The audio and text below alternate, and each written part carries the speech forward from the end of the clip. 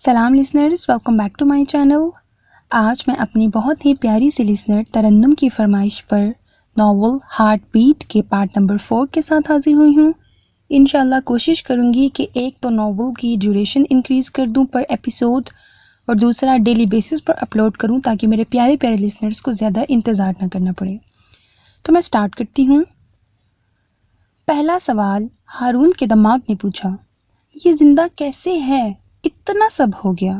دل نے فوراً اس کی سائڈ لی۔ یہ میری ہے، اللہ نے اس کی پاکیزگی میرے لیے لکھی ہے، یہ دنیا سے الگ لڑکی میری ہی بنے گی۔ ہارون اپنی سوچوں میں گم تھا، وہ پھر سسک اٹھی۔ میں نے ان کو بہت ڈھونڈا سر، بہت زیادہ۔ جانے وہ کون سی دنیا میں ہوں جہاں جانا مجھ جیسی معمولی لڑکی کی اوقات نہ ہو۔ ہانیہ چہرہ ہاتھوں میں چھپائے رو دی تو ہارون کھڑا ہو گیا۔ بے اختیار اس نے اپنا ہاتھ ہانیہ کے سر پر رکھ دیا۔ چادر سر سے ڈھلک کر کندھے پر گر گئی تھی جو ہارون نے اس کے سر پر ڈال دی۔ حارث تو تمہارا منگیتر تھا ہانی، میں کون ہوں؟ تم نے میرا نام کیوں لکھا تھا؟ ہارون نے پوچھا۔ اب کہ ہانیہ شرمندگی سے اس سے نظریں نہیں ملا پا رہی تھی، سارا رونا دھونا ختم ہوا تو پریشانی نے آن گھیرا۔ پتہ نہیں سر، مجھے آپ میں سے حارث کی خوشبو آتی ہے۔ مجھے اس وقت کیا ہوا تھا میں نہیں جانتی، بس اس کی یاد آتے اس کا لہجہ آپ کے لہجے سے گھل گیا، آپ کا چلنا بولنا سب، اور جانے کب میں نے خود ساختہ وہ لکھا۔ میں شرمندہ ہوں سر، یہ بے وقوفی میں نے کی۔ آپ چاہیں تو مجھے جاب سے نکال دیں، میرے لیے یہی سزا ٹھیک ہے، ورنہ پھر سے میں آپ میں اپنی محبت تلاش کرنے لگوں گی۔ وہ جھجکتے ہوئے شرمندگی سے بولی، لہجہ شرمسار تھا۔ ہارون کے ہونٹوں پر دل فریب مسکراہٹ تھی جبکہ آنکھیں نم۔ کوئی بات نہیں ہانی، مجھے برا نہیں لگا، تم مجھ میں حارث کو تلاش کر سکتی ہو۔ ہارون کے کہنے پر وہ سسک اٹھی۔ ہانی پلیز، ایم سوری، چپ کر جاؤ۔ آنسو سے بھیگی ہارون کی آواز پر وہ چونکی۔ آپ کیوں رو رہے ہیں سر؟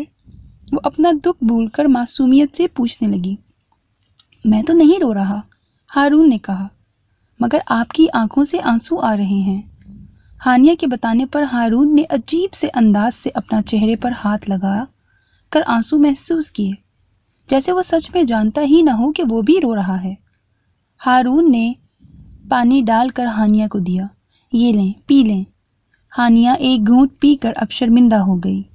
جانے سر کیا سوچے میرے بارے میں، مجھے ان کو یہ سب نہیں بتانا چاہیے تھا۔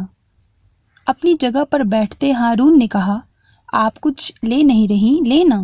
وہ بالکل نارمل تھا، جیسے وہ سب پہلے سے جانتا ہو، جیسے کچھ ہوا ہی نہ ہو، جیسے یہ سب ہونا خود ساختہ تھا۔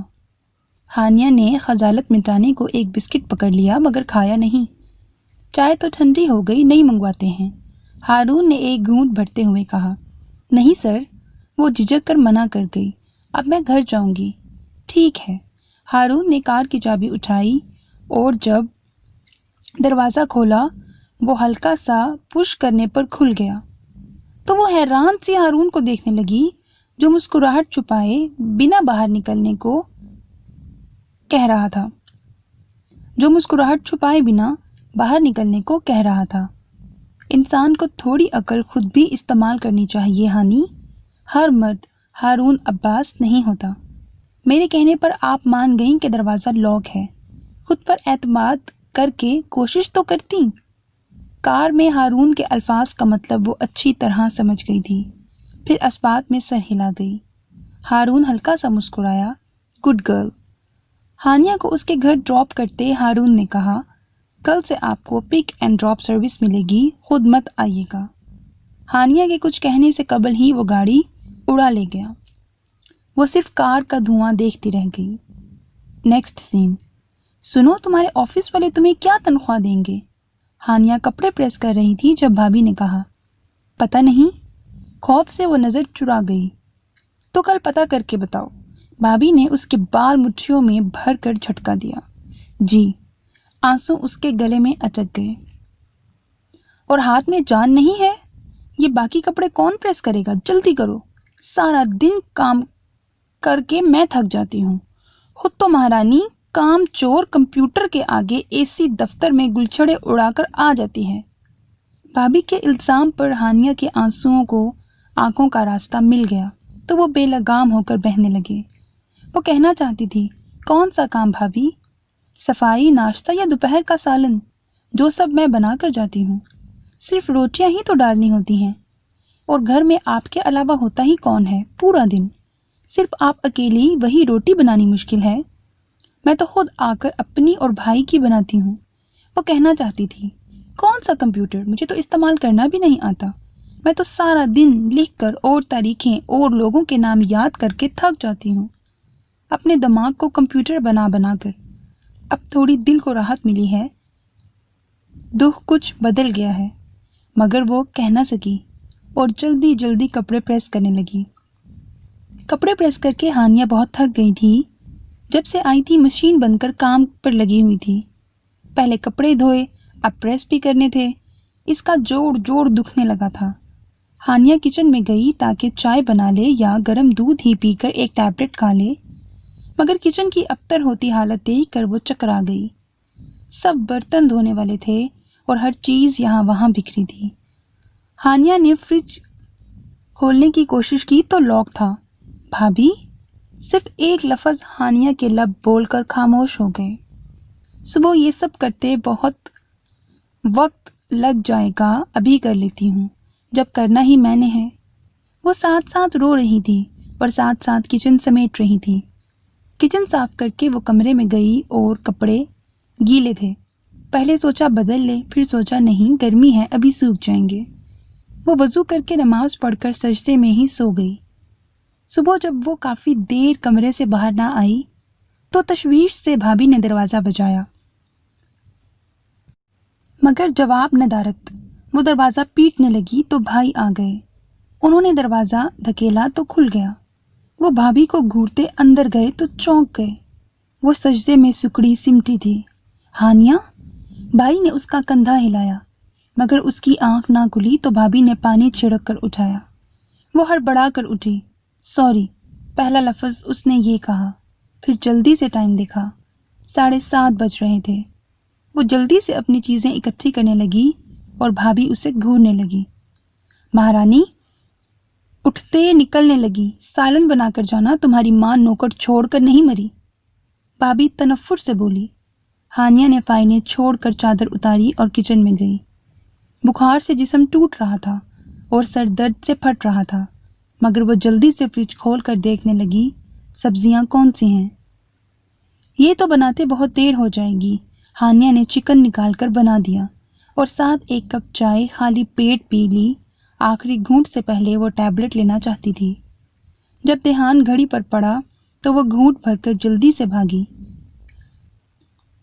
باہر نکلتے ہی رکشا ڈھونڈنے لگی کہ کوئی اس کے پیچھے گاڑی چلانے لگا۔ ہانیہ نے تیز تیز بھاگنا شروع کر دیا۔ میڈم، مجھے سر ہارون نے بھیجا ہے، کار والے نے پھولی سانسوں کے درمیان کہا۔ وہ ہانپتی ہوئی رکی اور ہارون کا نام سن کر گاڑی کی پچھلی سیٹ پر بیٹھ گئی۔ چند منٹ بعد اس کی آنکھ لگ گئی۔ بخار سے جسم الگ دکھ رہا تھا۔ نیم گنودگی میں اسے ڈرائیور کی آواز آئی، آفس آ گیا ہے میڈم۔ ڈرائیور کی بات پر وہ مندی مندی آنکھوں سے اٹھ گئی۔ چلتے وقت پتہ چلا کہ کمر بہت دکھ رہی ہے۔ آفس میں سب سے پہلے ہارون سے ٹکرائی۔ آپ کی طبیعت تو ٹھیک ہے؟ ہارون نے اس کے سرخ چہرے کو دیکھا۔ جی سر، ہانیہ نے دھیرے سے کہا۔ اچھا، ڈائری لے کر میرے آفس میں آؤ۔ وہ حکم صادر کرتا چلا گیا۔ ہانیہ نے دکھتے سر کے ساتھ ڈائری پکڑی۔ کاش میڈیسن کھا ہی لیتی، وہ سوچ کر رہ گئی۔ نوک کر کے وہ کمرے میں داخل ہوئی۔ ہارون موبائل پر دیکھتا جلدی جلدی تمام پوائنٹس نوٹ کروانے لگا۔ وہ بخار کی وجہ سے کچھ بھی ٹھیک سے نہ لکھ پا رہی تھی، نہ سمجھ پا رہی تھی۔ آہستہ بولیں سر پلیز، وہ لکھتے ہوئے بولی۔ ہارون نے چونک کر اسے دیکھا۔ Are you all right honey? Haroon نے تشویش سے پوچھا۔ جی سر، وہ لکھتے ہوئے بولی۔ ہارون نے دیکھا کہ اس کا چہرہ ہلدی کی طرح سرد ہوا ہے۔ آج آنکھوں کے حلقے بھی زیادہ تھے۔ آنکھوں کی سفیدی میں لالی گلی ہے۔ ہانیہ؟ اس نے پکارا، مدھم پکار پر وہ متوجہ نہ ہو سکی۔ ہارون اس کے ساتھ والی چیئر پر تھا۔ کوئی پریشانی ہے ہانی؟ ہارون نے ہمدردی سے پوچھا۔ نہیں سر، آپ لکھوائیں۔ وہ بات بدل گئی تو وہ بھی اوکے بول کر کندھے اچکا کر لکھوانے لگا۔ وہ جانتا تھا اس کا دل بدل ہے، وہ خود بتا دے گی، مگر وہ خود سے طبیعت کا بتانے کو تیار نہ تھی۔ 2 گھنٹوں تک لکھوانے کے بعد ہارون نے اسے آفر کی، تم چاہو تو یہیں بیٹھ کر تمام شیڈیول بنا لو، آج کام کافی زیادہ ہے۔ ہارون کے کہنے پر وہ کھڑی ہو گئی۔ نو سر، تھینک یو۔ ہانیہ کو تیز اے سی کی وجہ سے سردی لگ رہی تھی، اس لیے وہ باہر جانے لگی۔ جیسے ہی وہ اٹھی اسے زبردست سا چکر آیا۔ وہ فوراً دوبارہ بیٹھ گئی۔ کیا ہوا؟ ہارون نے تشویش سے پوچھا۔ کچھ نہیں سر، وہ نظر ملائے بنا بولی۔ وہ واپس باہر کی طرف جانے لگی، مگر جیسے ہی وہ گلاس کا دروازہ کھولنے لگی اسے پھر سے چکر آیا۔ اس سے پہلے کہ وہ گرتی، ہارون نے جلدی سے آگے بڑھ کر اسے تھام لیا۔ ہانیہ، ہانی، کیا ہوا؟ آنکھیں کھولو۔ وہ بوکھلا گیا۔ اٹھو ہانیہ، دیکھو میری طرف۔ ہارون نے اس کے گال تھپکے تو پتہ چلا وہ بخار میں پھونک رہی ہے۔ اس نے جلدی سے ہانیہ کی سانس چیک کی جو بہت دھیمی چل رہی تھی۔ اسے بازوؤں میں اٹھا کر کمرے میں موجود ایک سائڈ پر لگے 3 سیٹر پر لٹا کر اس کے ماتھے کو چھو کر دیکھنے لگا۔ اسے تو بہت تیز بخار ہے۔ سلی گرل، صبح سے پوچھ رہا ہوں مگر نہ بتا کر جھانسی کی رانی بننے چلی تھی، اور اب یہ پڑی ہے۔ ہارون نے اسے گھورا اور اپنا ڈراور سے چاکلیٹ اور روم فریج سے ٹھنڈا پانی نکال کر پہلے پانی اس کے منہ کو لگایا، پھر اپنا رومال گیلا کر کے اس کے سر پر رکھا۔ جب تھوڑا سا وہ کسمسائی تو چاکلیٹ کھول کر اس کے منہ کو لگا دی۔ زبردستی بہت ساری ڈال کر وہ اس کا منہ بند کرنے لگا، مگر وہ کڑواہٹ سے ہوش میں آتے آخ تھو کرنے لگی۔ وہ حد سے زیادہ کڑوی تھی۔ ہانیہ کی آنکھ کھلی تو ہارون کو دیکھ کر اٹھنے لگی۔ لیٹی رہیں، بخار ہے آپ کو، یہ کھائیں۔ بہت کڑوی ہے، آہستگی سے کہتے ہانیہ کے آنسو نکل آئے۔ اچھا یہ کڑوی ہے تو آپ کو کیا لا دوں؟ ڈیری ملک یا سنیکر یا کوئی اور پسند ہے؟ ہارون نے دانت پیسے۔ خاموشی سے کھائیں، یہ چاکلیٹ جیسی ضرور ہے مگر چاکلیٹ نہیں ہے۔ ہانیہ نے ایک ہچکی لی۔ وہ اچھے بچوں کی طرح وہ کڑوا ملغوبہ کھایا۔ اس کے منہ کے تاثرات دیکھ کر ہارون نے مشکل سے مسکراہٹ دبائی۔ ویری گڈ گرل، اب سیدھا گھر جائیں اور کچھ آرام کریں، ہارون نے نرمی سے کہا۔ سر، کام، میری جاب، وہ منمنائی۔ کام ہوتا رہے گا، پھر بھی آپ بور ہوں تو فون پر پوچھ کر کام کر لینا۔ ہارون نے مذاق اڑایا تو وہ سیریس ہو گئی۔ میرے پاس آپ کا نمبر نہیں ہے۔ ہانیہ کے کہنے پر وہ اپنا فون نکال کر بولا، آپ اپنا دے دیں۔ ہارون نے کمال تحمل سے کہا تو وہ پھر معصومیت سے بولی، مگر میرے پاس تو فون ہی نہیں ہے، نمبر کیسے دوں؟ ہانیہ کی معصومیت سے کہنے پر ہارون اسے دیکھ کر رہ گیا۔ کوئی بات نہیں، وہ کچھ سوچ کر چپ ہو گیا۔ آپ گھر جائیں، کام کی پرواہ نہ کریں، انسان ختم ہو جاتے ہیں، کام نہیں۔ وہ مسکرایا۔ ہانیہ اس کی دریا دلی دیکھ کر رہ گئی۔ آفس نہیں جانا تو گھر کے کام کرو، جگہ جگہ جالا لگا ہے، چھت پر کتنا کیچڑ جمع ہے، سٹور منہ کو آ رہا ہے اور سب کپڑے درست ہونے والے ہیں۔ کسی کو گھر کی پرواہ ہی کب ہے؟ میں نہ ہوں تو یہ گھر جنگل ہی بن جائے، چلو کام پر لگو، بھابھی نے آرڈر دیا۔ میری طبیعت خراب ہے بھابھی۔ الٹے سیدھے کاموں کی لسٹ سنتے ہانیہ روحان سی ہو گئی۔ کوئی طبیعت نہیں خراب، یہ سب بہانے ہیں، جانتی ہوں میں سب۔ بھابھی نے اس کے بال مٹھی میں جکڑے تو وہ کراہ کے رہ گئی۔ میں کرتی ہوں کام بھابھی، وہ اتنا کہہ کر پوچا دوبارہ دھونے لگی۔ گرم پانی سے دھو اور صابن ڈال کر سارا فرش صاف کرو۔ غضب خدا کا، جب سے دفتر جانا شروع کیا ہے تب سے کوئی کام ہے جو دل سے کیا ہو؟ بھابھی حقارت سے بولی۔ ہانیہ جلدی آنکھوں کو نیم واہ کھول کر لگی رہی۔ بخار کم ہونے کی بجائے زیادہ ہو گیا۔ کاش میں مر جاؤں، ہانیہ نے دل سے دعا کی۔ یا تم مر جاؤ حارث، آئی ہیٹ یو، بہت برے ہو تم، کبھی معاف نہیں کروں گی تمہیں۔ تمہاری بے وفائی نے مجھے میرے گھر میں پرایا کر دیا ہے۔ بخار ہانیہ کے سر پر چڑھ گیا تھا، اس لیے وہ اول فول بک رہی تھی۔ پورا دن جانوروں کی طرح کام کر کے رات وہ مدہوش ہو کر پڑی رہی۔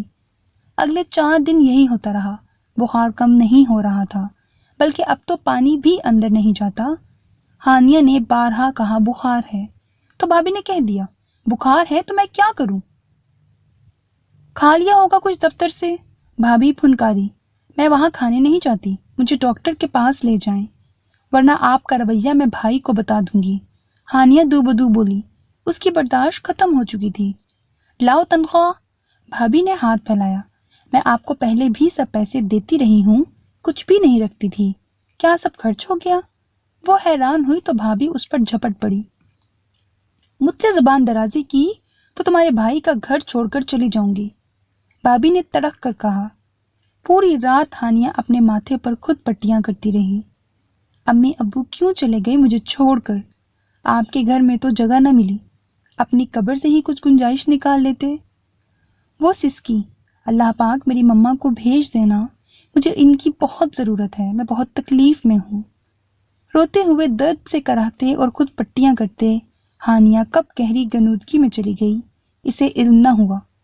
اگلے دن بسمل نے بہت کہا ڈاکٹر کے پاس چلتے ہیں، مگر ہانیہ نے منع کر دیا، مجھے تمہارے ساتھ ڈاکٹر کے پاس نہیں جانا، مرنے دو مجھے، ویسے بھی نہ میرے ماں باپ ہیں، نہ محبت، نہ بھائی، بہتر ہے میں مر جاؤں، میرے زندہ رہنے کی کوئی وجہ نہیں۔ وہ خود اذیت کی انتہا پر تھی۔ بسمل نے بہت سمجھایا مگر وہ اپنی ہی ضد پر تھی، نتیجتاً طویل بے ہوشی کی صورت آیا۔ ایک ہفتہ گزر گیا تھا، ہانیہ نہیں آئی تھی۔ ہارون کے دل کو بہت بے چینی سی لگی تھی، اس لیے آج دفتر ختم ہوتے ہی وہ وہاں جا کر اسے دیکھنا چاہتا تھا۔ دروازے پر بیل دی تو آ رہی ہوں کہہ کر کوئی ابھی تک نہیں آیا تھا۔ 15 منٹ بعد ایک عورت نے دروازہ کھولا۔ جی فرمائیے۔ وہ عورت اسے مشکوک نظروں سے دیکھ رہی تھی۔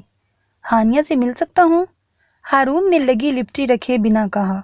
کیوں، کس رشتے سے؟ بھابھی گھٹیا پن کی انتہا پر تھی۔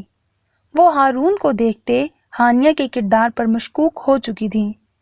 جی وہ میرے دفتر کام کرتی ہیں، کافی دن سے آئی نہیں، ہارون نے شائستگی سے کہا، بنا یہ جانے سامنے کھڑی عورت اسے کوئی گاہک سمجھ رہی ہے جس کا سودا ہانیہ ہو۔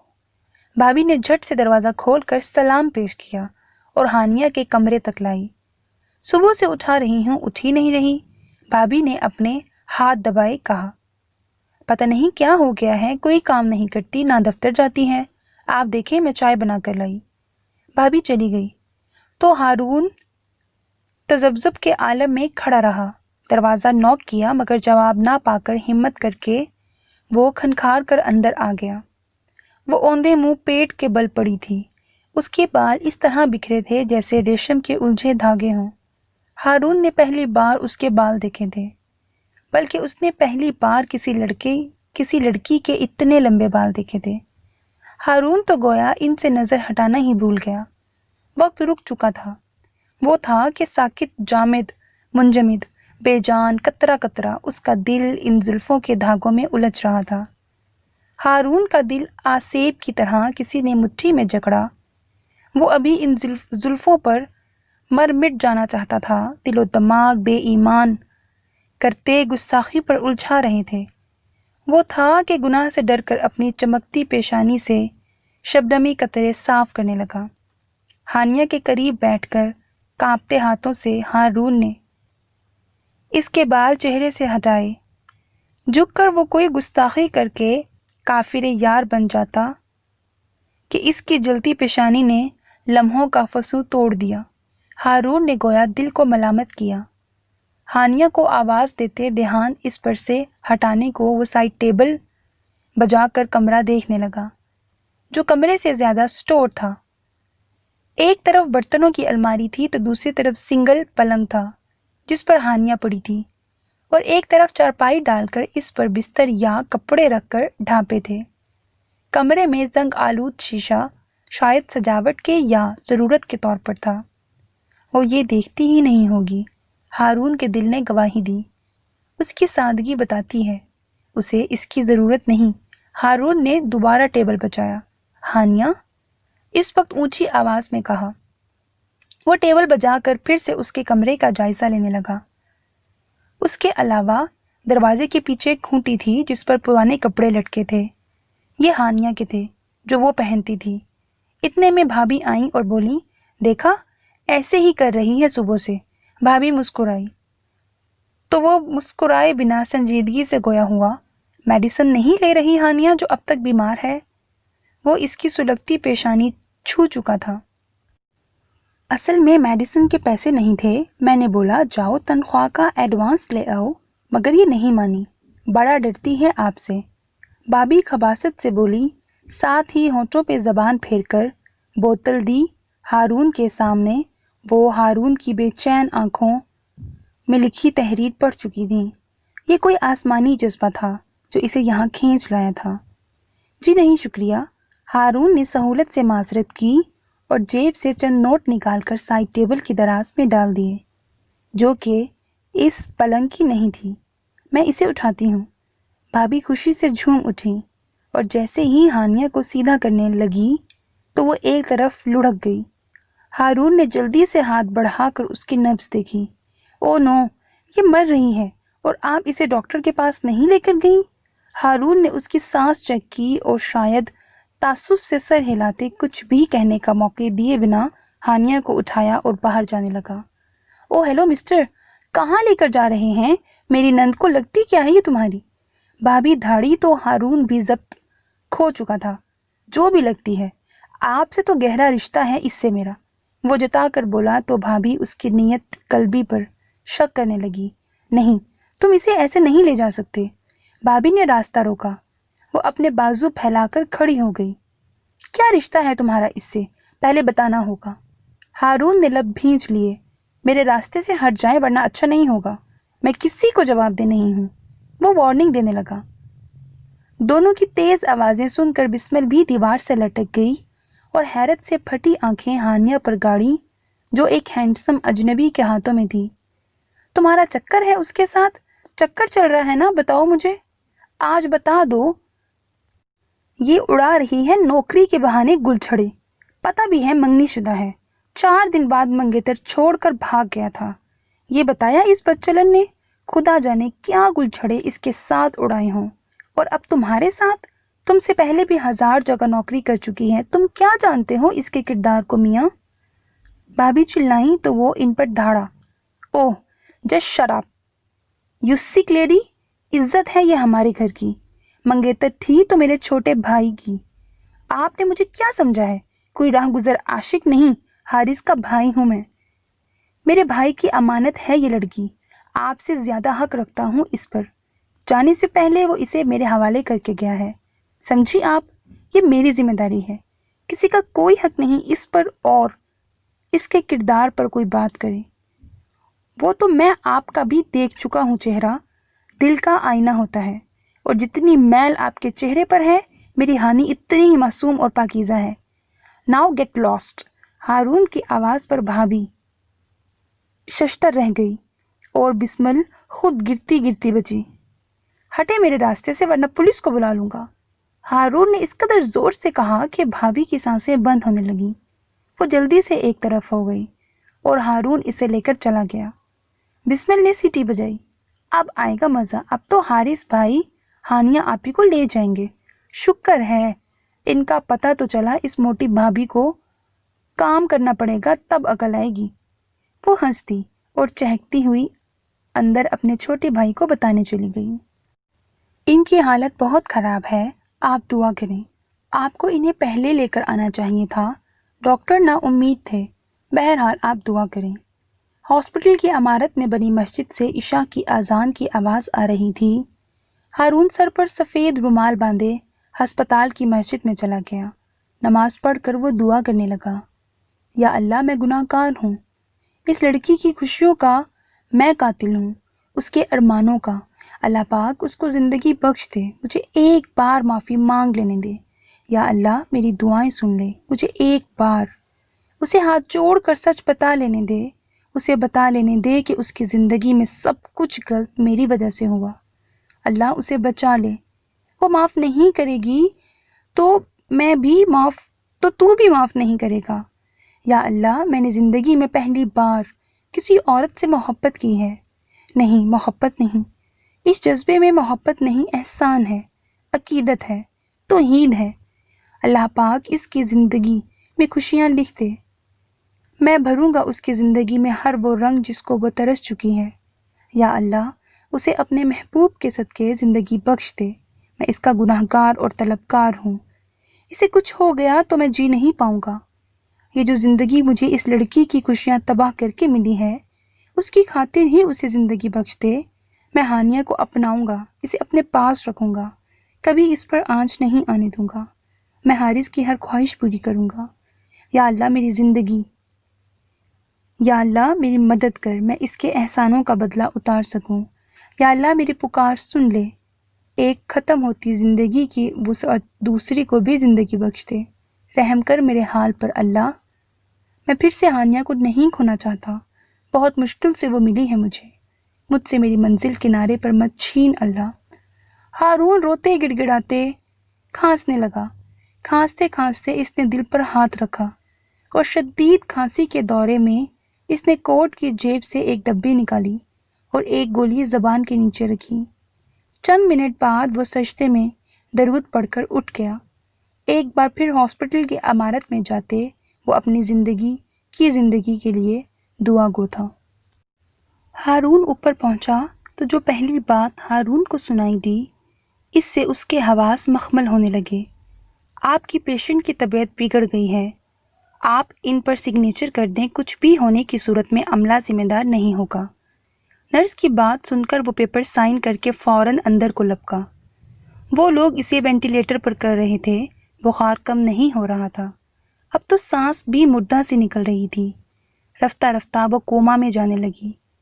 وہ پریشان سا باہر آیا تو ہانیہ کی بھابھی کسی آدمی کے ساتھ وہاں پر کھڑی تھی، جو شاید ہانیہ کا بھائی تھا۔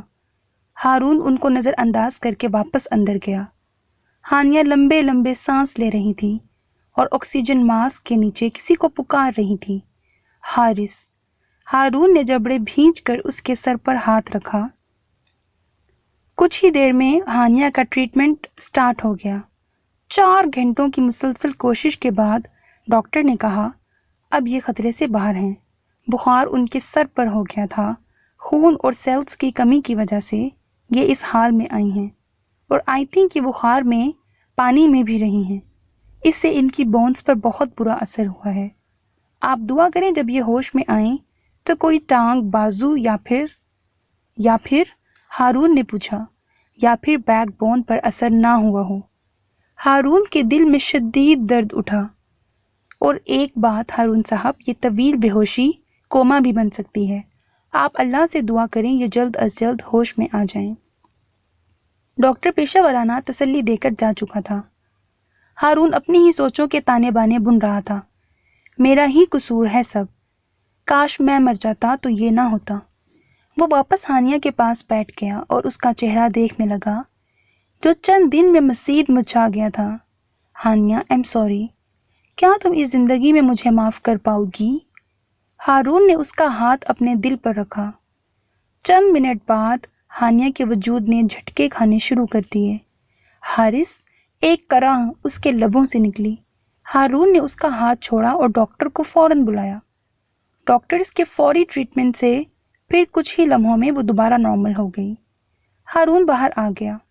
فجر کی اذان ہو رہی تھی، اس کا ارادہ نماز پڑھنے کا تھا۔ وہ اس کے بھائی کی نظروں سے بچتا نماز کے لیے چلا گیا۔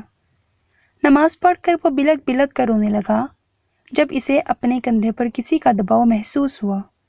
ہارون نے سجدے سے سر اٹھایا تو سر پر رومال باندھے تازہ وضو میں ہانیہ کا بھائی اس کے پاس تھا۔ ہارون کو پتہ ہی نہ چلا کب انہوں نے اس کے پاس بیٹھ کر نماز ادا کی۔ حارث کہاں ہے؟ کیوں کیا یہ سب میری بہن کے ساتھ؟ کیا قصور تھا اس کا؟ تم جانتے ہو وہ کتنی تکلیف میں رہی ہے، اس ریجیکشن سے اس نے کیا کیا سہا ہے؟ ہانیہ کے بھائی نے براہ راست پوچھا، اور ہارون زاروں کی تار رونے لگا۔ وہ پریشان ہو گئے۔ انہوں نے اس کا کاندھا تھپکا۔ وہ نہیں ہے، وہ نہیں رہا، سب میرا قصور ہے، میری وجہ سے وہ نہیں ہے، میں گناہ گار ہوں، آپ کی بہن کی خوشیوں کا۔ ہارون شرم سے ہاتھ جوڑ کر بلکنے لگا۔ کیا حارث نہیں ہے؟ ہارون کے الفاظ دوہراتے ان کے اعصاب پر بم پھٹا تھا۔ میں سمجھا نہیں، وہ کہاں ہے، وہ کہاں نہیں ہے؟ वहमों को झटक कर उन्होंने हारून को उठाया। नेक्स्ट सीन, तीसरी मंजिल। दास्ताने वीरे इश्क। बड़ा इश्क इश्क करदाए तू मजनू, कदी लैला नू रांझे दी तहवील विच दे के वेख। इश्क दी आग जिस दिल नू लग जावे, ओह दिल जल जल के अपनी ही आग विच मर जावे। 2 साल कबल। भाई मैं आपके ऑपरेशन में आपके पास रहना चाहता हूँ, बाकी सबकी तरह। फ़ोन पर हारिस ने ज़िद की। यार एग्ज़ाम्स देकर आना, कुछ ही दिनों की तो बात है। हारून ने टाला। नहीं, एग्ज़ाम्स के दरमियान आपकी सर्जरी की डेट है। मैं चाहता हूँ आंखें खोल कर सबसे पहले आप मुझे देखें, मुझसे बात करें, वरना मैं कभी आपसे बात नहीं करूँगा। हारिस ने धमकाया तो हारून हल्का सा मुस्कुराते उसे समझाने लगा। तुम्हारे 2 साल की मेहनत खराब होगी और हानिया क्या सोचेगी? तुम फ्यूचर बनाने की बजाय बिगाड़ रहे हो। हारून की बात पर वो खफा हुआ। वो बहुत मासूम है भाई, बहुत अच्छे और सादा दिल की। वो कुछ नहीं कहेगी, मेरा इंतज़ार कर लेगी। हारून ने उसके लहजे में हानिया की मोहब्बत और उसकी ज़ात पर यकीन को महसूस किया। और कुछ ही दिन की तो बात है, आप मुझे आने दें, मैं बाद में आपका नाम लेकर एग्ज़ाम्स दे सकता हूँ। आपकी तो हर जगह चलती है और हानिया जानती है आप मेरी पहली बीवी हैं। हारून बेबसी से हंस दिया। तुम नहीं मानोगे यार, आ जाओ। भाई के नाम पर धब्बा लगा कर ही छोड़ोगे। हारून से इजाज़त मिलते ही वो चहका। यस भाई, thank you so much, I love you so much. साथ ही फ़ोन पर उसने बहुत सारी किसिंग हारून को दी। हारून का हंस हंस कर बुरा हाल हो रहा था। वैसे अपनी होने वाली सेकंड वाइफ से कुछ रोमांस किया है या ये अनायत बस मेरे लिए है? हारून ने छेड़ा तो पहले तो वो चीखा, फिर बोला, हनी भाई वो इतनी पाकीज़ा और मासूम है, आप उसे देख लें तो उस पर फ़िदा हो जाएं। उसके चेहरे पर इतनी पाकीज़गी और मासूमियत है, कोई इसके बारे में गलत सोच ही नहीं सकता, फिर चाहे वो मैं हूँ। हारिस ने अकीदत से कहा। क्या वो बहुत खूबसूरत है? हारून के सवाल पर वो लम्हा भर को चुप हुआ, फिर बोला, मेरी नज़र में है। अगर कोई और देखे तो वो एक आम सी लड़की है, साफ नकूश वाली। हानिया की तारीफ में वो यही कह सका, तो फिर वो मजहबी होगी, शिज़ा की तरह। शिज़ा इनकी बहन का नाम था। हारून ने कहा तो हारिस सोच में पड़ गया। नहीं, वो तो जीन्स पहनती है। हारिस के मुंह से निकल तो गया, फिर दांतों में ज़बान फंसाई। क्या? वो हैरान हुआ। हारून को गुस्सा आया। तुम जानते हो मुझे जीन्स पहनने वाली बोल्ड लड़कियां पसंद नहीं हैं। मैं इस मंगनी को नहीं मानता। हारून ने कतई लहजे में कहा। भाई लिसन प्लीज़, वो बहुत अच्छी हैं। वो बोल्ड और प्लास्टिक की गुड़िया टाइप वैसी नहीं है। वो किसी और वजह से जीन्स पहनती है। हारिस की सफाई पर हारून गर्म होने लगा। मुझसे बात मत करो, सारी दुनिया में एक वही मिली थी तुम्हें। हारून रियायत देने को तैयार नहीं था। अच्छा, हानि की पिक्चर देखकर बताएं वो कैसी है। हारिस ने इसे मनाने को कहा। रहने दो तुम। हारून को गुस्सा आया। हारून के ना करते भी हारिस ने जानबूझकर एक पिक्चर हारून को भेज दी जो इनकी मंगनी की थी। क्या देखूं इसका, ये तो मुंह नीचे किए बैठी है। हारून खफा हुआ। बस यही दिखा रहा था कि उसकी हया उसकी आंखों में है। फिर हारून को एक और पिक्चर भेजी। ये हारिस और हानिया की सेल्फी थी, जिसमें हानिया इसे मुंह चढ़ा रही थी। ये तो बच्ची है छोटी सी। हारून हैरान हुआ। तो आपको क्या लगता है बीए की स्टूडेंट अम्मा होती है? अभी ये 18 की हुई है। फिर हारून को वो सेल्फियां भेजता रहा। एक पिक्चर किसी मनचले कज़न ने ली थी, जिसमें हानिया लड़ाका औरत बनकर कमर पर हाथ जमाकर हारिस से लड़ रही थी। ये क्या है? हारून ने हैरत से पूछा। बस मैंने गलती से कह दिया कि मैं अपनी पहली बीवी से ज़्यादा मोहब्बत करता हूँ, तो लड़ पड़ी सबके सामने। मुझे जान से मारने वाली थी। वो शुक्र है बड़े बुजुर्गों ने समझाया कि बेटी 4 शादियाँ जायज़ हैं, तो जाग की तरह बैठ गई। हारिस ने मस्खरेपन से कहा। बहुत बदतमीज़ हो तुम। हारून को हंसी आई। अपने शौहर से थोड़े अदब में रहकर बात करें। हारिस ने उस पर शोहराना रोब झाड़ा। ओहो शौहर जी। हारून भी शरारत पर उतर आया। इसी तरह हंसते हुए वो कुछ दिन बाद हानिया को बिना बताए चला गया। کیونکہ وہ جانتا تھا وہ اس کو ایگزامز مس نہیں کرنے دے گی، نہ ہی اکیلا جانے دے گی، اور شاید روئے بھی بہت۔ تو حارث نے سوچا واپس آ کر معافی مانگ لوں گا، مگر موت اسے بلا رہی تھی، اور ہانیہ کی بدقسمتی اس لیے وہ دریائے گیر میں چلا گیا، کبھی واپس نہ آنے کے لیے۔ اجالے اپنی یادوں کے ہمارے پاس رہنے دو، نہ جانے کس گلی میں زندگی کی شام ہو جائے۔ امریکہ میں جہاز لینڈ کرتے ہی حارث نے لمبی سانس لی۔ اس ہوا کی خوشبو میں اس بھائی اور اس کے اپنوں کی سانسوں کی خوشبو بھی تھی۔ وہ ہسپتال پہنچا تو ہارون اپنے بیڈ پر سو رہا تھا۔ حارث نے چپکے سے جا کر اس کے پیروں پر سے کمبل اتارا اور ان کو چوما، پھر ہارون کی پیشانی پر بوسہ لیا۔ حارث کے یخ بکتا ہونٹوں سے وہ اٹھنے لگا۔ ہارون کا چہرہ زرد ہوا تھا اور آنکھیں حلقوں کے ساتھ اندر دھنس گئی تھیں۔ بیماری نے اس کے ہینڈسم بھائی کو نچوڑ کر رکھ دیا تھا۔ حارث نے نم آنکھوں کے ساتھ اس کی آنکھوں کو چوما، پھر اس کے ہاتھ کو۔ آتے ہی رومانس شروع کر دیا۔ ہارون کی نیند میں ڈوبی آواز سن کر حارث اس کے گلے لگ کر رونے لگا۔ بہادر بنو میرے شیر۔ ہارون اس کے بال سہلانے لگا، مگر حارث بچوں کی طرح روتا رہا۔ وہ بچہ ہی تو تھا، ابھی صرف 20 سال کا تھا، جبکہ ہارون حارث سے 6 سال بڑا تھا۔ وہ بچپن سے دل کے مرض میں مبتلا تھا۔ جب ڈاکٹر نے اس مرض کی تشخیص کی تو ہارون کی ماما اس صدمے کو برداشت نہ کر پائیں۔ اپنے بیمار بیٹے کو اور محبوب شوہر کو تنہا چھوڑ کر وہ خالق حقیقی سے جا ملی۔ ہارون کے بابا نے اپنی بیوی کی بہن سے سب کے سمجھانے پر دوسری شادی کر لی۔ ہارون کے 3 بھائی اور آئے، جن میں سب سے پہلا نمبر حارث کا تھا۔ سب سے چھوٹی شیزہ تھی، جو کہ ابھی اسکول جاتی تھی، مگر ہارون کے ساتھ اس کی خالہ اور باقی بہن بھائیوں کی محبت ایسی تھی جیسے کوئی محبوب چیز ہو سکی، جیسے کوئی مقدس فریضہ، کوئی انمول موتی، کوئی مہتاب کا ہیرا۔ بس کرو یار، اپنی بیوی ملتے وقت کوئی ایسا روتا ہے؟ ہارون نے شرارت سے کہا، اور حارث اس کا چہرہ تھام کر اس کے آنسو صاف کرنے لگا۔ میرا بہادر بچہ، ہارون نے اسے دوبارہ گلے لگا کر تسلی دی۔ دونوں بھائی بہت ساری باتیں کرتے رہے، اپنے بچپن کی، اپنے سکول کالج دوستوں کی۔ رات کو حارث ضد کر کے ہارون کے پاس ہی سویا۔ ماما نے بہت کہا یہاں بیٹھنا بھی منع ہے، ہارون کو پرابلم ہوگی۔ حارث کے منہ بنا کر ہارون کو دیکھنے پر ماما کو غصہ آیا۔ تم اپنے بھائی کو ٹھیک دیکھنا چاہتے ہو تو گھر دفع ہو جاؤ، جب سے آئے ہو اسے آرام ہی نہیں کرنے دے رہے۔ ماما حارث پر برسیں۔ حارث نے غصے سے سرخ چہرے سے اپنی ماں کو دیکھا، جو اس کی سگی ماں تھی، مگر ہمیشہ اس کے ساتھ سختی سے رہتی تھی۔ ماما اسے یہیں رہنے دینا، جانے پھر زندگی موقع دے نہ دے۔ ہارون کے کہنے پر وہ تڑپ گئیں۔ نہیں ہنی میری جان، آپ ٹھیک ہو جائیں گے انشاءاللہ۔ ماں کی دعا کبھی رائے گا نہیں جاتی۔ ماما نے اس کی پیشانی چوم کر کہا، آپ حارث کو یہیں رہنے دیں، آئی پرومس میں سو جاؤں گا، باتیں نہیں کروں گا۔ ہارون کے التجا آمیز لہجے میں کہنے پر ماما خاموش ہو گئیں، مگر جاتے جاتے حارث کو گھورنا نہیں بھولی۔ وہ ان کے جاتے ہی ہارون سے چپک گیا۔ آپ تنگ تو نہیں ہو رہے؟ ہارون حارث کے بازو پر سر رکھے سو رہا تھا۔ جب حارث نے پوچھا نہیں، وہ مدھم سا بول کر دوبارہ سو گیا۔ آئی لو یو بھائی، حارث نے کہا۔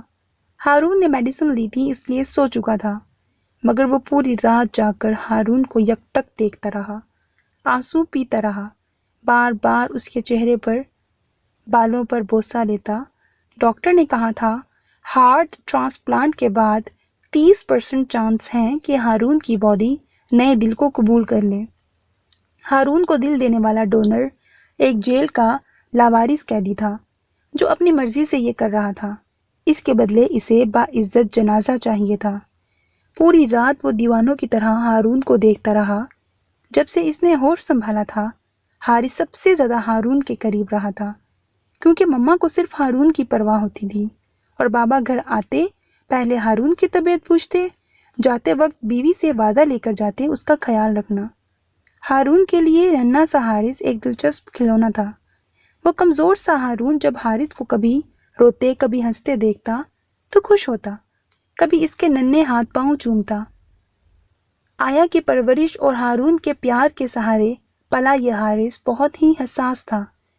اس نے کبھی ہارون سے جلن محسوس نہ کی تھی، نہ اس کے باقی بہن بھائیوں نے، کیونکہ ان سب کو ہارون کی محبت بے لوث ملی تھی۔ مما بابا اگر ہارون کو ہر بات میں اہمیت دیتے تو ہارون اپنے بہن بھائیوں کو، اس طرح ان کی محبت عقیدت میں بدل گئی۔ سب بھائی اور بہن ہر کام ہارون سے پوچھ کر کرنے کے عادی بن گئے۔ ان کی خوشی، اس کی مرضی سب کے لیے درجہ اول ہو گئی۔ ہارون کے لیے ان سب کی محبت باعث فخر تھی۔ صبح ہارون کی آنکھ کھلی تو حارث سامنے فجر کی نماز ادا کر رہا تھا۔ ہارون مسکرایا۔ آپ نماز پڑھیں گے؟ حارث نے آنسو صاف کر کے جا نماز طے کی۔ ہاں، نماز تو سب کو پڑھنی چاہیے، پھر چاہے وہ پانی میں ڈوب کر مر رہا ہو، نماز کا وقت ہے تو وہی قائم کر لو، حکم ہے۔ لیکن آپ نہ پڑھیں، حارث نے پانی پیتے ہوئے کہا۔ کیوں؟ ہارون نے حیرانی سے پوچھا۔ میں نے پڑھ لی ہے آپ کے حصے کی بھی۔ حارث کے معصومیت سے کہنے پر ہارون دیر تک مسکرا کر یکٹک اسے دیکھتا رہا، یہاں تک کہ آنسو گال بھگو گئے۔ تم مجھے مما بابا سے بھی زیادہ پیار کرتے ہو نا؟ ہارون نے اسے اپنے پاس بلایا۔ وہ آہستگی سے ہارون کے سینے سے لگ گیا، مگر کوئی جواب نہ دیا۔ سب جوابات اس کے آنسو دے رہے تھے، جو اس کے بھائی سے محبت کی گواہ تھے۔ ساری رات جاگ کر تمہاری آنکھیں سرخ ہو گئی ہیں، ہارون کی مسکراتی اور پرزور آواز پر وہ زور سے اس سے چپک گیا۔ نماز سب کی اپنی اپنی ہوتی ہے، نہ کوئی بھائی پڑھ سکتا ہے، نہ شوہر، نہ باپ، حتیٰ کہ ماں بھی نہیں۔ سب کا اپنا حساب ہوگا، اس لیے سب کو عمل بھی خود کرنے ہیں۔ ہارون نے نرمی سے اسے سمجھایا۔ اب میری ہیلپ کرو یار، وضو کرواؤ، نماز پڑھنے میں ہیلپ کرو۔ جی بھائی، حارث نے جلدی سے اس کو سہارا دیا۔ نماز کے بعد ابھی آتا ہوں کہہ کر حارث ہارون کو گلے لگاتا باہر نکل گیا۔ شام کو ہارون کی سرجری تھی۔ ہارون کے آپریشن ہونے میں 15 منٹ رہ گئے تھے جب ہارون نے کہا وہ حارث سے مل کر ہی آپریشن تھیٹر میں جائے گا، مگر حارث پر مما کو شدید غصہ آیا۔ اگر اتنا ہی گھومنے پھرنے کا شوق تھا تو بتا کر جاتا۔ انفیکٹ اگر اسے یہاں ہونا ہی نہیں تھا، وہیں پاکستان رہتا۔ یہاں عیاشی کرنے کیوں آ گیا؟ اور ایگزامز چھوڑنے کا بھی بہانہ مل گیا۔ مما شدید غصے میں تھیں۔ وقت گزرتا جا رہا تھا مگر حارث نہیں آیا۔ ہارون کی لاکھ ضد پر بھی اسے آپریشن تھیٹر بھیج دیا گیا۔ طویل انتظار کے بعد ڈاکٹر نے 100% کامیاب سرجری کی مبارکباد دی۔ ہارون کی باڈی نے یہ ہارٹ ایکسیپٹ کر لیا ہے، وہ بھی 100%۔ سب کی حیرانی قابل دید تھی۔ اپنی خوشی میں سب حارث کو بھول گئے جو صبح سے غائب تھا۔ ہارون کو ہوش آیا تو اس نے سب سے پہلے پاس اپنی مما کو دیکھا۔ مما نے پوچھا کیسے ہو تو وہ کمرے میں چاروں طرف نظر گھمانے لگا۔ کمزوری سے دیکھا نہیں جا رہا تھا۔ پانی، ہارون نے خشک لبوں پر زبان پھیرتے ہوئے کہا۔ مما نے اسے پانی کے کچھ قطرے پلا دیے، ابھی اسے پانی یا کچھ بھی نہیں دے سکتے تھے۔ ہارون نے پھر سے سارا کمرہ دیکھا، سب تھے سوائے حارث کے۔ وہ پوچھنا چاہتا تھا مگر نیند آور دوائیوں نے اسے مہلت ہی نہ دی۔ ایک بار پھر وہ سو چکا تھا۔ ابھی بھی دوائیوں کا بہت گہرا اثر تھا۔ دوبارہ ہوش آنے پر پھر سے پانی مانگا۔ اس کے بعد وہ کمزور سی آواز میں حارث کا پوچھنے لگا، وہ تو پاکستان چلا گیا ہے، اس کے ایگزامز تھے نا؟ مما کو یہ بات سب سے چھوٹے انس نے بتائی تھی۔ مما کو اس بات پر بھی غصہ تھا، وہ ان کو بھی بتا کر جا سکتا تھا۔ بہرحال وہ ہارون کو پریشان نہیں کرنا چاہتی تھیں۔ کچھ دن تک ہارون مسلسل پوچھتا رہا، حارث کا فون نہیں آیا؟ ہارون کو یقین نہ تھا۔ اس کا نمبر ٹرائی کرنے کو کہا تو انس نے کہا بند ہے۔ تمہیں کیسے پتا؟ مما نے گھورا۔ انس چپ سا ہو گیا، سرخ چہرہ لیے باہر چلا۔ ہیں؟ اس کی یہ حرکت سب کو کھٹکی۔ مما اس کے پیچھے گئیں تو وہ رو رہا تھا۔ ہارون تو اب ٹھیک ہے، تم کیوں رو رہے ہو؟ اپنے دوسرے بھائی کی نالائکی پر؟ مسز عباس نے خفگی سے پوچھا۔ پلیز مما، حارث بھائی اتنے بھی برے نہیں جتنا آپ سمجھتی ہیں، وہ سب سے اچھے ہیں اور ہم سب سے زیادہ وہی پیار کرتے ہیں ہنی بھائی کو۔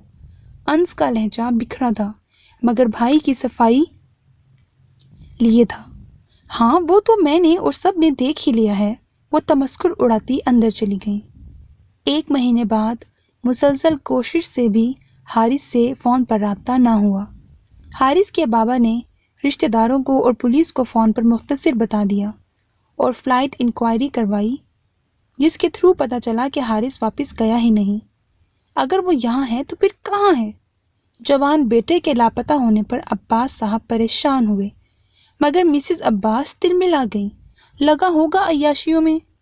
امریکہ کے پولیس اسٹیشن بھی رپورٹ کروائی، CCTV فوٹیج سے پتہ چلا وہ ہسپتال سے باہر ہی نہیں گیا۔ ان کے اب کے سب پریشان ہوئے، مگر ہارون کو کسی نے نہیں بتایا۔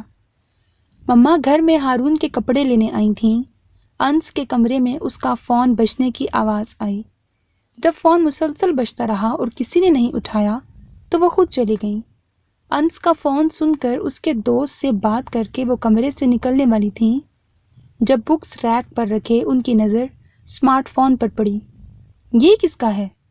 مسز عباس ہر وقت بچوں پر چیک رکھتی تھیں، مگر کچھ مہینوں سے ہارون میں الجھی تھیں کہ اپنا بھی ہوش نہیں تھا۔ انہوں نے جیسے ہی فون آن کیا تو اوپر ہانیہ کے ساتھ حارث تھا، مسکراتا۔ ان کی منگنی کی پک وال پر تھی، اور جیسے ہی وہ فون چیک کرتی گئیں وہ جان چکی تھیں یہ حارث کا ہے۔ فون میں سم کارڈ نہیں تھا، اس لیے وہ اپنے ساتھ لے گئیں۔ انس نے رات کو گھر آ کر بہت ڈھونڈا، مگر جب نہیں ملا تو رونے لگ گیا۔ اگلے دن وہ ہاسپٹل نہیں گیا، گھر رہ کر اسے ڈھونڈنے لگا۔ جب اپنے کمرے میں نہ ملا تو ملازموں پر چلانے لگا، پھر باقیوں کے کمرے دیکھنے لگا۔ یہ ڈھونڈ رہے ہو؟ مما نے فون اس کے آگے کیا۔ جی یہ میرا ہے، وہ پکڑنے لگا۔ جب مما نے ہاتھ پیچھے کر لیا، نہیں یہ حارث کا ہے، میں دیکھ چکی ہوں۔ اب تم مجھے بتاؤ تمہارا بھائی کہاں چھپا ہے؟ مما پلیز یہ مجھے دیں۔ نہیں پہلے سچ بتاؤ۔ انس رونے لگ گیا تو وہ حیران ہو گئی، کیا ہوا ہے اسے؟ ان کو کوئی گڑبڑ کا احساس ہوا۔ مما نہیں ہوا ان کو کچھ، نہ کچھ کیا ہے انہوں نے، وہ ہے ہی نہیں اس دنیا میں۔ کیا؟ مما بمشکل گرتے گرتے بچی، اگر دیوار کا سہارا نہ لیتی تو گر جاتی۔ آپ یہاں بیٹھے، میں بتاتا ہوں۔ انس نے ان کو پانی پلایا، وہ ایک گھونٹ انڈیل کر پتھرا کر اسے دیکھنے لگی۔ مما، جو ڈونر بھائی کو دل دینے والا تھا، صبح صبح جب وہ آ رہا تھا تو اس کا ایک کار سے ایکسیڈنٹ ہو گیا۔ بھائی نے اسے دیکھتے ہی پہچان لیا تھا۔ اس ڈونر کی حالت نہیں تھی دل دینے کی، وہ تو خود مر رہا تھا۔ اور حارث بھائی اپنے سب ٹیسٹ پاکستان سے کروا کر آئے تھے، وہ بالکل فٹ تھے۔ پھر ان کے کراس میچ کے ٹیسٹ انہوں نے یہاں سے بھی کروائے، ڈاکٹر نے 100% اوکے کر دیا۔ میں نے ان کو بہت روکا مما، بہت زیادہ، مگر انہوں نے کہا ایک میرے جانے سے صرف 2 لوگ روئیں گے، ہانیہ بھابھی اور ہنی بھائی، مگر ہنی بھائی کو کچھ ہو گیا تو ہماری ساری فیملی بروکن ہو جائے گی۔ انہوں نے اپنا ہارٹ بھائی کو گفٹ کر دیا اور ایک لیٹر ان کے لیے لکھا ہے، مگر وہ میں بس بھائی کو دوں گا، ان سے پرومس ہے میرا کہ اور کوئی نہیں پڑھے گا۔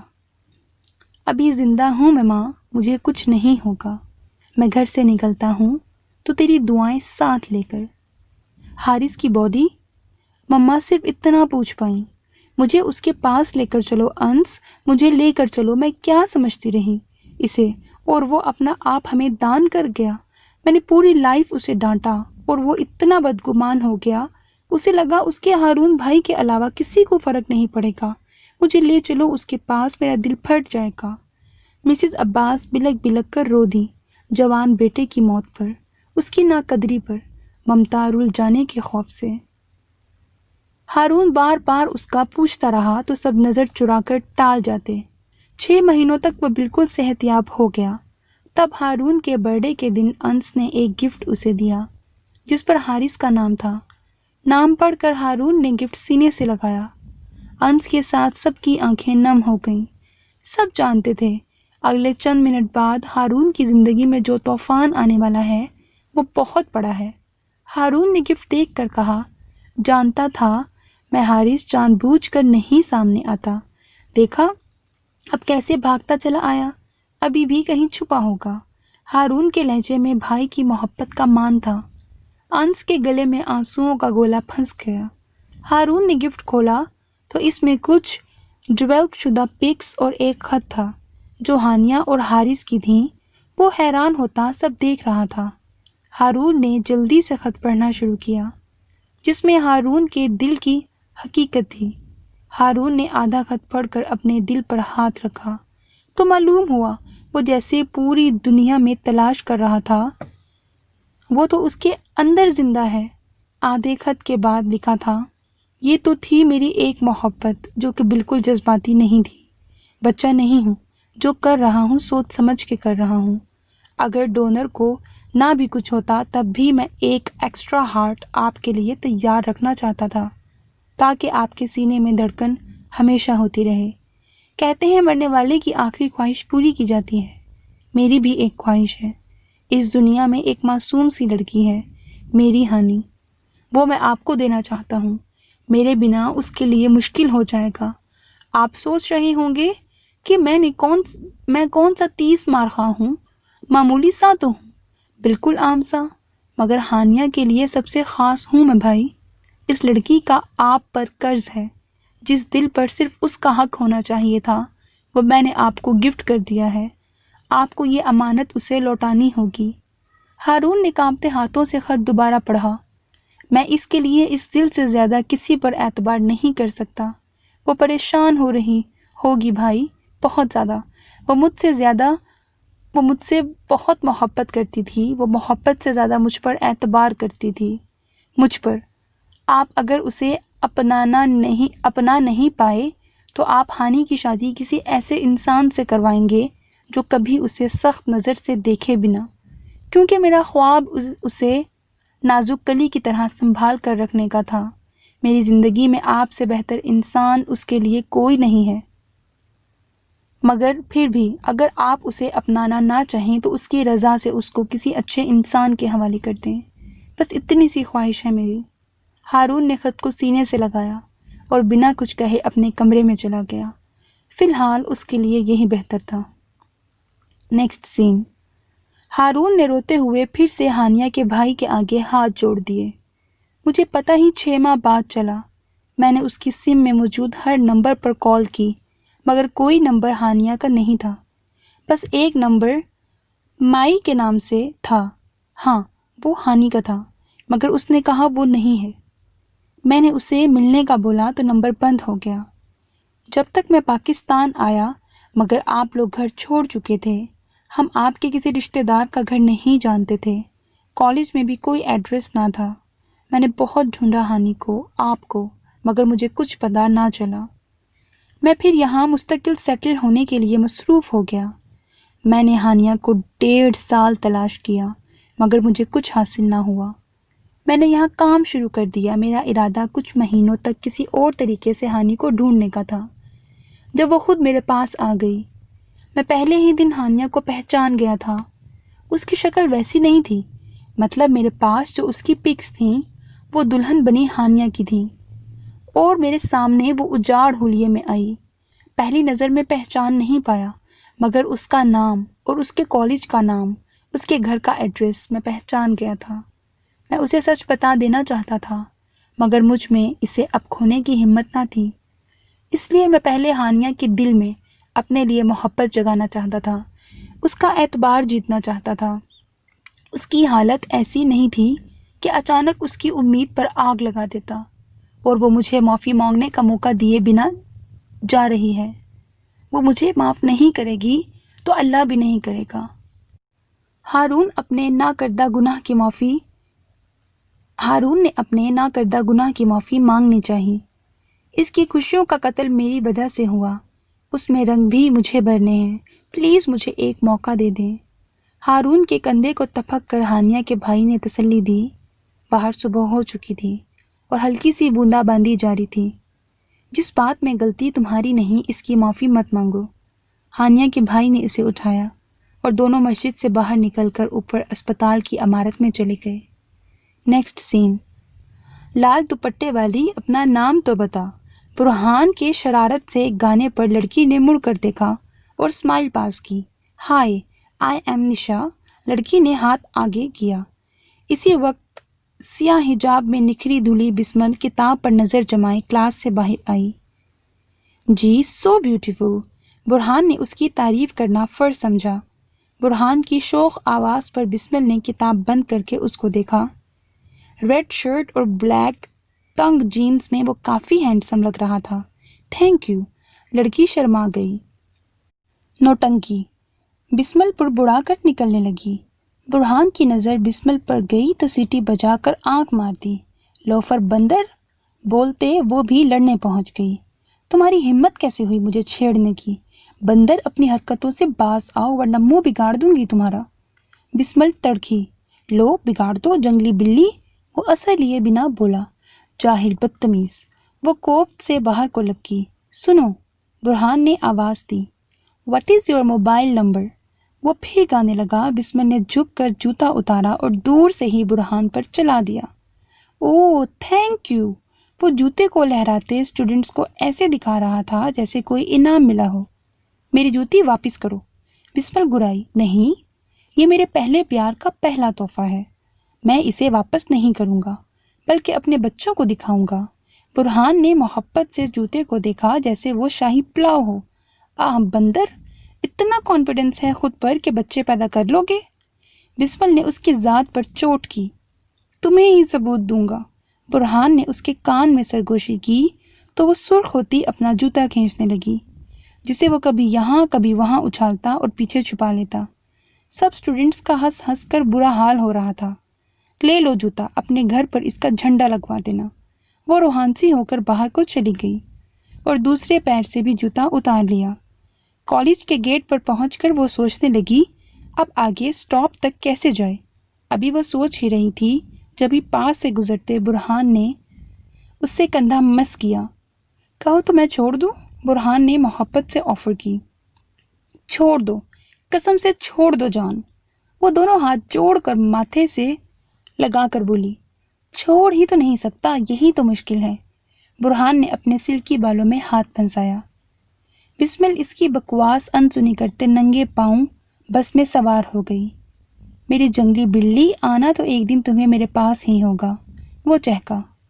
نیکسٹ سین، ہارون اپنے دونوں ہاتھ آپس میں پھنسائے سر جھکائے بینچ پر بیٹھا تھا جب نرس نے باہر آ کر کہا، مبارک ہو، آپ کے وائف کو ہوش آ گیا ہے۔ ہارون لفظ وائف پر جھوم اٹھا مگر نظر سامنے غور سے دیکھتے ہانیہ کے بھائی پر پڑی تو شرمندگی سے مسکراہٹ دبا گیا اور اندر کو گیا۔ ہانیہ چھت کو گھور رہی تھی۔ ہارون کو جاتا دیکھ بھائی دانستہ اندر نہیں گئے اور بار بار منمناتی بھابھی کو گھورا۔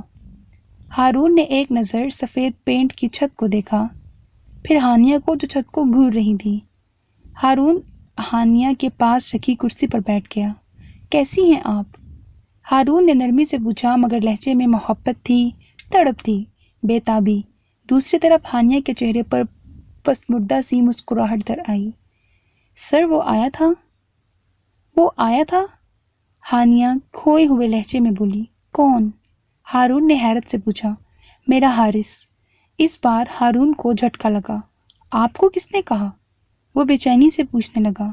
وہ ناممکن بات کہہ رہی تھی، مجھے پتا ہے۔ وہ ہارون کی آنکھوں میں دیکھنے لگی۔ میں پہچانتی ہوں اس کی دھڑکن، وہ آیا تھا۔ اس نے میرا ہاتھ اپنے دل پر رکھا تھا۔ وہ وہی تھا، وہ کوئی اور ہو ہی نہیں سکتا۔ وہ وہی تھا، مجھے کوئی شبہ نہیں۔ میں مر رہی تھی، اس نے موت کی وادی میں میرا ہاتھ تھام کر اپنے دل کی دھڑکن نوازی اور اسی کی عنایت، اسی کی عادت تھی۔ ہانیہ کا لہجہ پر یقین تھا، اٹل، پتھر پر لکیر سا۔ یہ حارث کی دھڑکن پہچانتی ہے، تبھی اس کو فٹس لگے تھے۔ ہارون نے دل میں سوچا، آپ نے کوئی خواب دیکھا ہوگا؟ ہارون نے اسے جھٹلانا چاہا۔ نہیں، وہ اٹل انداز میں بولی۔ میں سانس لینا بھول سکتی ہوں مگر اس کے دل کی دھڑکن کا دھڑکنے کا انداز نہیں۔ وہ آیا تھا، میں نے اس کا لمس محسوس کیا تھا، اپنے ہاتھ پر میں نے اس کے دل کا لمس محسوس کیا تھا۔ میں پہچانتی ہوں۔ وہ بولتی چلی جا رہی تھی، کسی لیلا کی طرح، کسی ہیر کی طرح، کسی سسی کی طرح۔ ہارون کے اعصاب کام کرنا بند کرنے لگے تھے۔ وہ ہانیہ کو بولنے سے روک لینا چاہتا، اس سے پہلے اس کی دیوانگی اس کا دل بند کر دیتی۔ آپ کو آرام کی ضرورت ہے ہانیہ، اتنا ہی وہ کہہ سکا۔ ہانیہ نے مسکرا کر آنکھیں بند کر لیں۔ وہاں اب سب کہہ دینے کے بعد ولی خاموشی تھی، گہری خاموشی، جامد خاموشی۔ So listeners, that was the end of episode 4. I hope you like it. اپنا بہت خیال رکھیے گا نیک تمناؤں کے ساتھ۔ خدا حافظ۔